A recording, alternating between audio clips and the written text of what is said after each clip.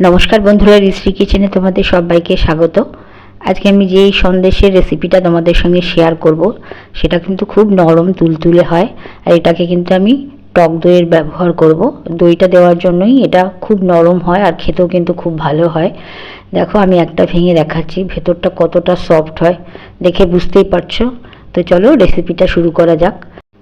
প্রথমে আমি একটা দেখো কেক টিন নিয়েছি, এর মধ্যে আমি একটা পেপার দিয়ে দিলাম, দিয়ে একটু তেল ব্রাশ করে দিচ্ছি পেপারটার উপরে।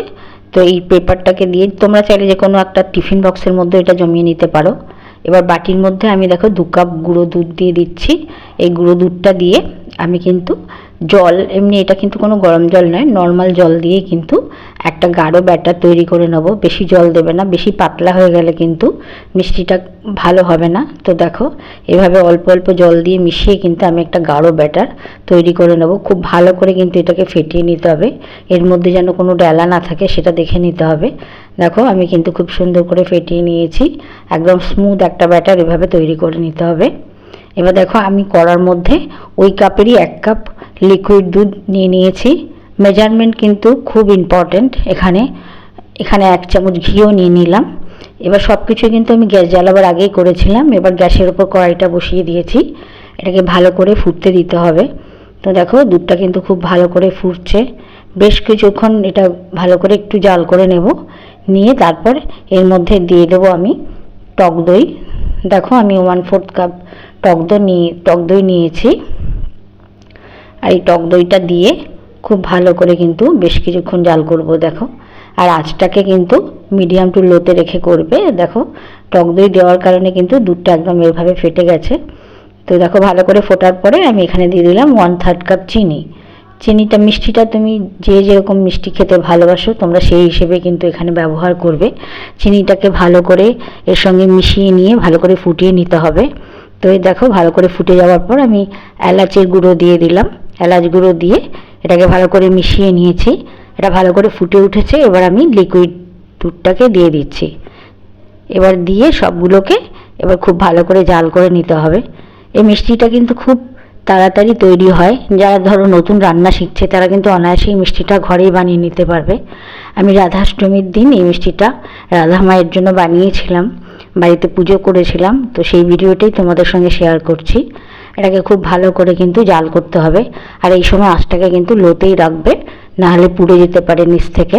তো কন্টিনিউ এভাবে নাড়তে নাড়তে কিন্তু যখন একদম দুধটা শুকিয়ে যাবে তখন কিন্তু বুঝতে হবে যে এটা হয়ে গেছে। দেখো আমি ক্রমাগত কিন্তু নেড়ে যাচ্ছি, আর উল্টে পাল্টে দিলে আস্তে আস্তে কিন্তু একেবারেই নিচ থেকে আর কোনো লিকুইড খুব একটা থাকবে না। এরকম হতে হতে দেখো গাঢ় হয়ে আসবে যখন, তখন বুঝতে পারবে যে এটা আর দরকার নেই জাল করবার।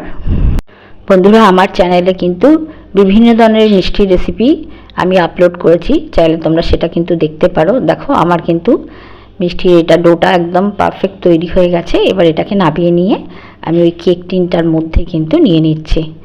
নিয়ে ভালো করে সমান করে কিন্তু খুন্তি দিয়ে এভাবে সেট করে দিচ্ছি। দেখো খুব ভালো করে এভাবে চারিদিক থেকে নিয়ে এসে সমান করে সেট করে দিতে হবে। দেখো আমি খুব ভালো করে কিন্তু সেট করে দিয়েছি।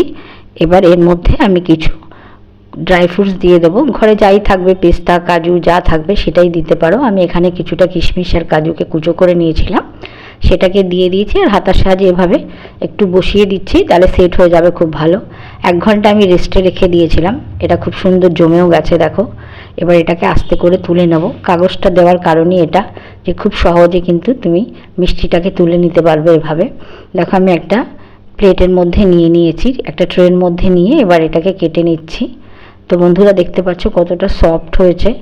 আর এটা কিন্তু বানাতে বেশিক্ষণ সময়ও লাগে না, খুব তাড়াতাড়ি তৈরি করে নিতে পারবে। কোনো বাড়িতে পুজো হলে কিংবা গেস্টরা এলে তার আগে কিন্তু অনায়াসে এটা বানিয়ে নিতে পারবে। আর সামনেই আমাদের অনেক রকমের ফেস্টিভ্যাল আছে, তো আমরা তো ঘরে মিষ্টি ব্যবহার করি বিভিন্ন অনুষ্ঠানের জন্য, তো ঘরে এভাবে বানিয়ে নিতে পারো। দেখো আমি দেখিয়ে দিচ্ছি কতটা সুন্দর হয়েছে, দেখে বুঝতেই পারছো একদম রসে ভর্তি, খুব সুন্দর হয় এই মিষ্টিটা। আর মুখে দিলে একদম মিলিয়ে যায়। তো বন্ধুরা আশা করছি ভিডিওটা ভালো লেগেছে। ভিডিওটা যদি ভালো লাগে অবশ্যই একটা লাইক করো, আর আমার চ্যানেলটাকে সাবস্ক্রাইব করো। আবার দেখা হবে নতুন একটা রেসিপি নিয়ে আগামী পর্বে। আজকের মতো বিদায় নিচ্ছি, ভালো থেকো, নমস্কার।